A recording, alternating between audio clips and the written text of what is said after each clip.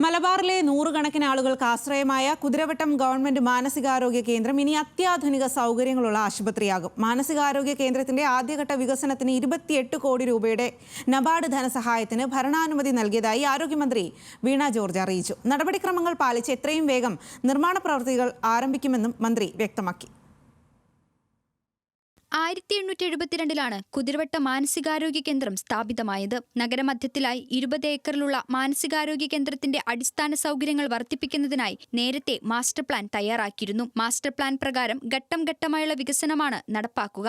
മാനസികാരോഗ്യ കേന്ദ്രത്തിന്റെ 2 ഘട്ടമായിട്ടുള്ള നിർമ്മാണ പ്രവൃത്തികൾക്കായി 55 കോടി രൂപയുടെ പദ്ധതിയാണ് നബാർഡിന് നൽകിയത്. അതിൽ 1ാം ഘട്ടത്തിൽ കിടത്തി ചികിത്സിക്കാനുള്ള ഇൻ പേഷ്യന്റ് ബ്ലോക്ക് നിർമ്മാണത്തിന് 28 കോടി രൂപയാണ് നബാർഡ് അനുവദിച്ചത്. 3 നിലകളുള്ള കെട്ടിടത്തിന്റെ ആകെ വിസ്തൃതി 6249.25 മീറ്റർ സ്ക്വയറാണ്. 120 കിടക്കകളുള്ള ഫാമിലി വാർഡാണ് ഈ കെട്ടിടത്തിൽ ഉൾപ്പെടുന്നത്. OP, ചൈൽഡ് OP, IP എന്നിവയാണ് നിർമ്മിക്കുന്നത്. മാനസികാരോഗ്യ കേന്ദ്രത്തിന്റെ സൗകര്യങ്ങൾ വർദ്ധിപ്പിക്കണമെന്നത് കാലങ്ങളായുള്ള ആവശ്യമാണ്. ഫണ്ടിന്റെ അപര്യാപ്തതയാണ് വെല്ലുവിളിയായിരുന്നത്.